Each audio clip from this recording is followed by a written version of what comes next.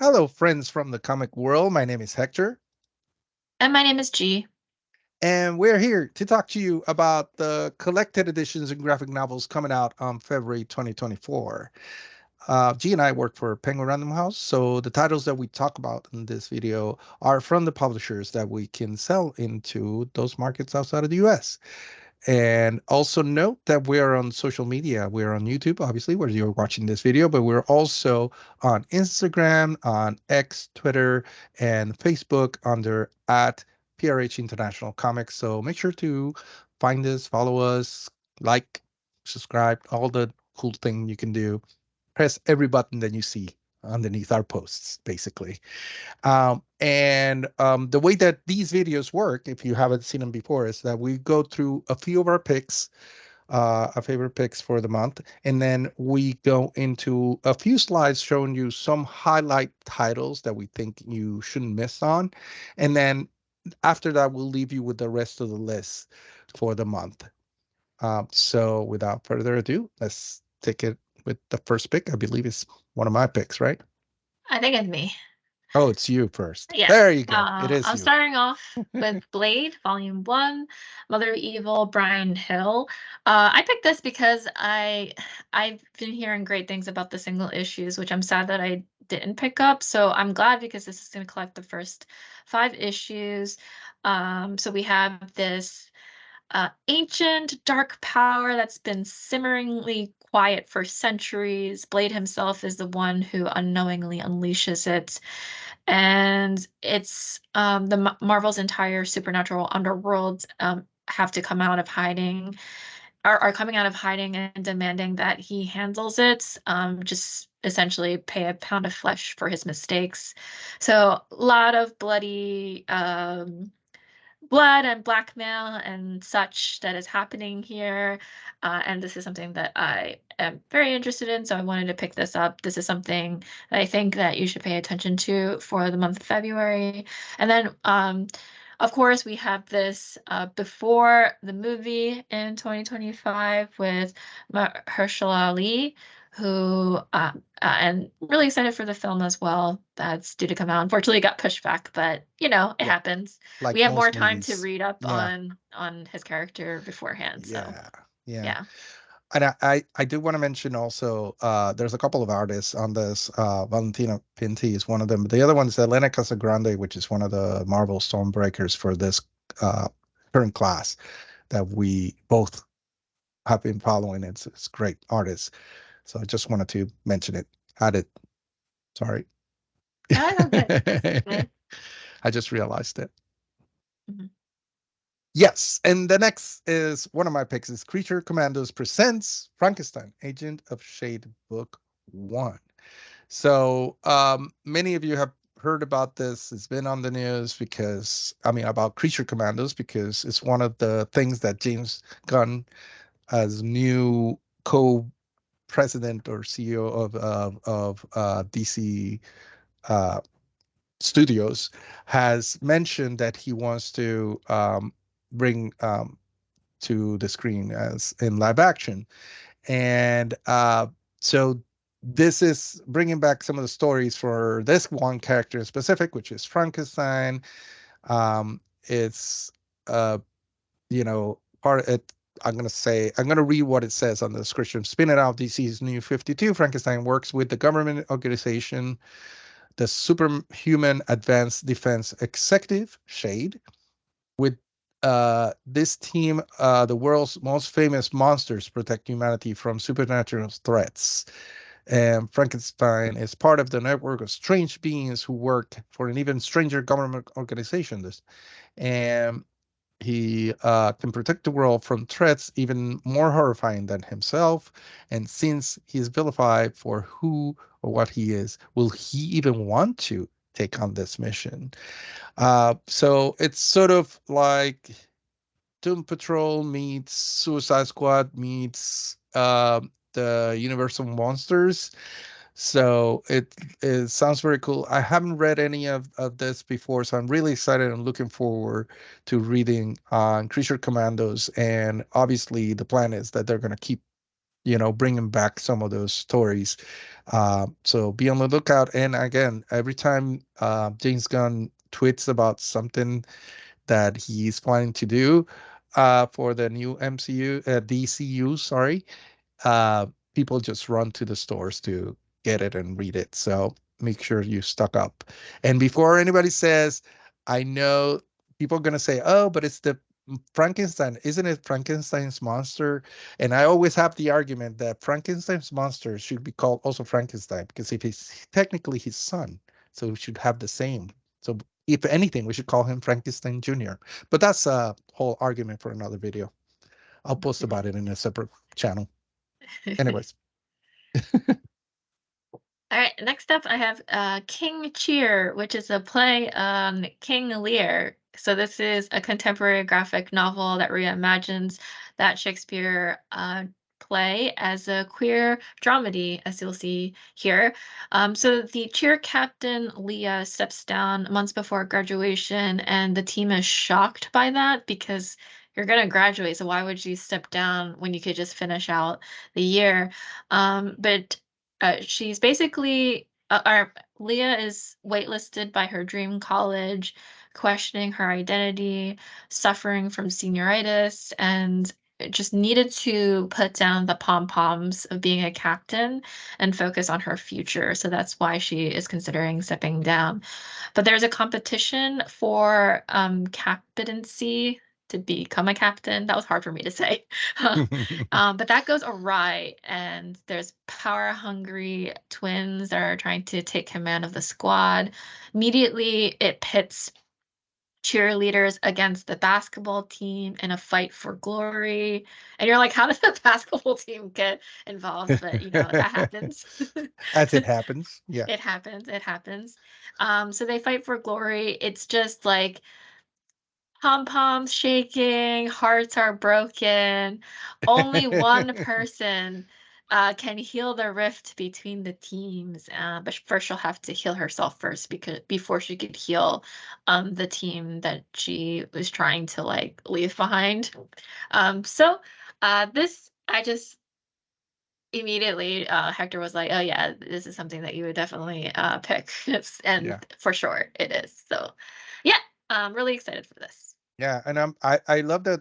Obviously, I agree with the Heartstoppers means bring it on comparison, but also it makes me think of the movie Clueless because that was also based on Shakespeare. So, and it sort of that makes me think. And as you were talking about, the drama behind it, it also reminds me of Clueless for sure. A little bit of Mean Girls in there too. Hmm. Excellent. Next up is Icon versus Hardware by Reginald Hudlin. This is very exciting. I think I mentioned to G when they announced that they were bringing back Milestone. I'm really excited. I Most of my collection is from the 90s, and uh, I remember how big Milestone was, and I followed it very closely. So I love that they're doing not just bringing back the old, but also doing a lot of new things with it. And I love to see these characters, and I hope that a lot more people discover them. And this one is particular. This is collecting Icon versus Hardware 1 through 5, and when Hardware discovers that a hidden time machine in the government warehouse, he sets out to right the wrongs of the past, both personally and throughout American history. Although this plan has many problems, there's one big one. Wherever hardware goes in the last 2 centuries in the United States, Icon is there. And a man as powerful as Icon knows the dangerous forces that Curtis is unleashing, and will do whatever it takes to stop him. It think Batman versus Superman. Think Civil War. It's that kind of story. It's very epic. I was glad I collected this in single issues, and can't wait to share it with the world. I think everybody who hasn't read it should read it.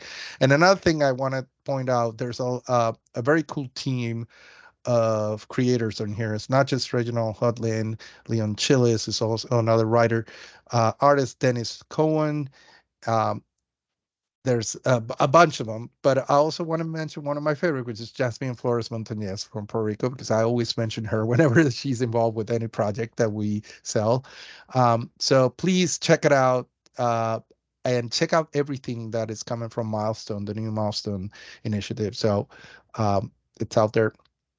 Make sure you stock up on it for sure. So my next pick is Viewfinder, Christine Chung and Salwa Majoka.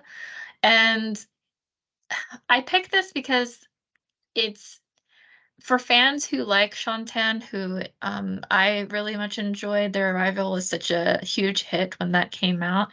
And it fans of that would also like this because it is also a wordless, silent graphic novel, which I love when we get that because the storytelling really has to rely heavily on like the placement of these images, and you really have to because it's very reliant on the visual storytelling here. So this is of interest to me. It's about a young space traveler who visits Earth on a whim and finds the planet empty of people. And she happens upon this strange contraption that contains images of what the planet used to be like. And using this viewfinder, she sees the Earth as it was, juxtaposed with against the Earth as it is now, which is abandoned, but still full of amazing things. So her ventures take her through like a museum full of hints about the planet's past, the strange glowing mushrooms that are growing currently everywhere, in the world that she sees, the Earth that she sees right now. And a library that has become a home to a variety of zoo animals, a beautiful but crumbling space station from which she makes a daring escape. So as she wanders, she sees signs that perhaps there is still someone here. And in investigating upon that a bit more to try to find if she can find any like human life still remaining. So this is a great story because it's basically like when you're going through this, it's a time capsule. It has a friendly cat involved.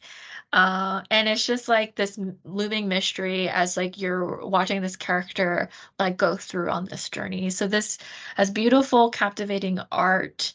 And again, it like draws readers in because of the art, and it just like leaves a sense of like wonder and like nostalgia, as well as you're like again it's like a time capsule seeing these pieces of what humanity or Earth used to be. So I thought this was pretty cool. I like how the viewfinder is like the central piece here, and like Yeah. on the cover you see, I don't know if kids even know what that is anymore.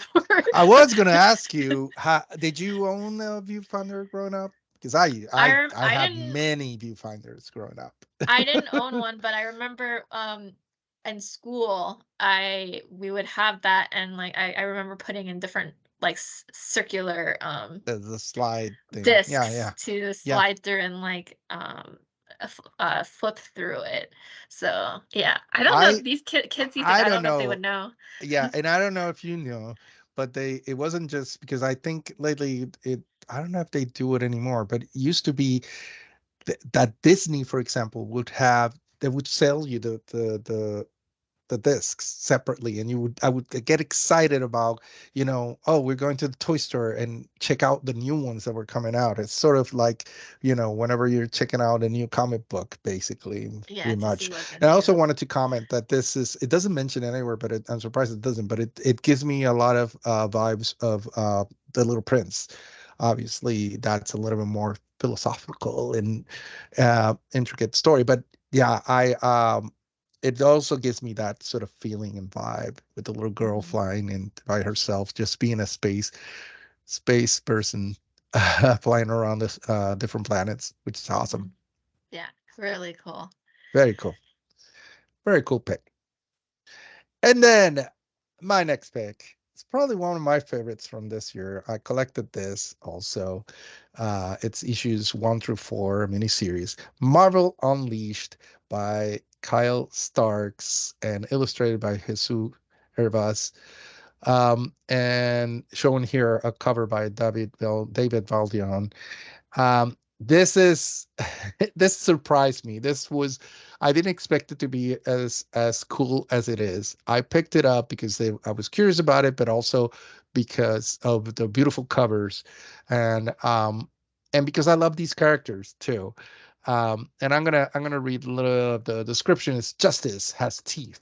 When Craven the Hunter abducts the teleporting hound Lockjaw at the same time as a local scientist mixed up with AIM goes missing, it's up to Throg the Frog of Thunder, Redwind the Falcon, Chewy the Cat Flurkin, Lucky the Pizza Dog, Bats the Ghost Dog, and their scrappy new ally, D-Dog, to save the day.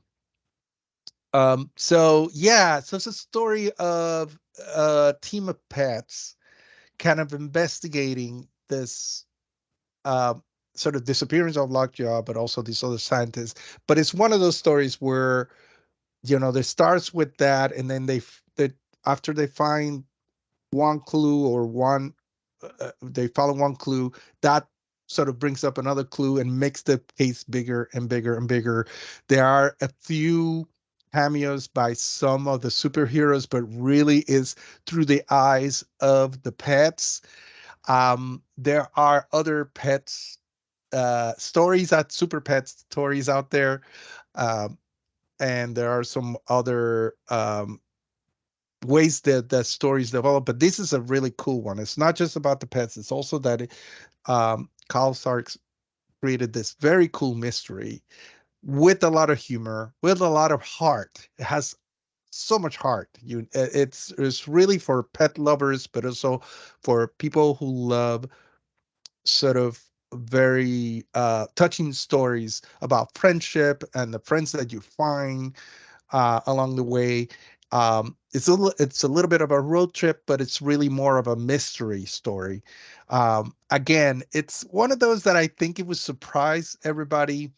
It's one that also it's kind of cool that you can sort of read as an adult and read as a little kid, and so like kids and adults can share together. um, and like I said, and I love that these characters, pet characters, they all have their own personalities and they all have their own traits. And obviously, they all bring something different to the team. But especially D Dog, which is I don't know if you can see him under Lockjaw. There's that uh, Mhm. dog, looks a little bit like a German Shepherd, but he's really a mutt. He he's really the heart and the bravery behind this whole team, and the drive, I should say, the big drive behind this whole team, which is amazing. Um, and it's sort of the one character that you, as a human without powers, kind of uh, relate to in this story. I think probably G didn't know I was going to say so much about this title, but this is definitely one of my favorites. I highly, highly recommend it. I think everybody should read this for sure. And I think this should be one of those that you recommend to anybody walking into a comic book store. Mhm. That's it. And let's go to the highlights. Yes, so the highlights, I'll get started with this. We have Batman and Robin by Peter J. Tomasi and Patrick Gleason. This is book one. Next up, Blood Oath by Rob Hart and Alex Segura. And then from the IDW Originals line, this is a volume two of Earth Divers, Ice Age by Stephen Graham Jones. And then from Marvel, we have Jean Grey, Flames of Fear, Louise Simonson. And of course, we have Jeff Johns, Justice Society of America, Volume One, The New A Golden Age. Yes. Okay, and this week I'm gonna put on the glasses because I don't want to make sure I want to make sure I get through this. The Kingdom, the 25th anniversary deluxe edition, Mark Wade. Then we have The Lonesome Hunters, the Wolf Child by Tyler Crook, and then we continue with Marvelverse, Mary Jane. It says Sean McKeever, but really it has several creators. This is part of the Marvelverse series. You should check it out if you haven't yet. And then we have Mary Tyler Moore Hawk by Dave Baker. This one is getting a lot of buzz. Yeah. It's very weird, psychedelic, and a very cool story. So Make sure you definitely check this one out. And then Moon Knight, City of the Dead by David Pepose. If Peacemaker Tries Hard by Kyle Starks, Red Hood Outlaws. This is the volume one. Various creators on this. This is the webtoon. It's on webtoon, but DC's putting out this paperback version of this. We have the Spider Woman by Pacheco and Perez, and Star Trek Deep Space Nine, The Dog of War, Mike Chen. And then an epic collection here to highlight, which is the Star Wars Legends epic, Rise of the Sith Volume 1, Scott Alley listed here. So And we continue with Takio by Brian Michael Bendis. Then we have Thunderbolts Red Omnibus by Daniel Way. Then we have sorry, I should say we have a trade dress edition, and then we have the direct market only cover next to it.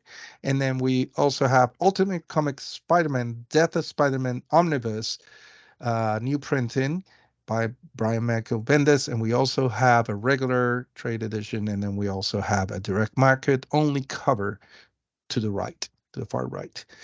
And that is it for the highlights. Like we mentioned at the beginning, we'll continue with the rest of the list. We'll leave you with the rest of the list with some very cool music in the background so you can enjoy while you look at what else is coming out during the month of February 2024. We hope you enjoyed this video. We hope it was useful for you. We create these every week and every month. So come back and follow us on social media, not just on YouTube, but also on Instagram, Facebook, and X Twitter under at PRH International Comics.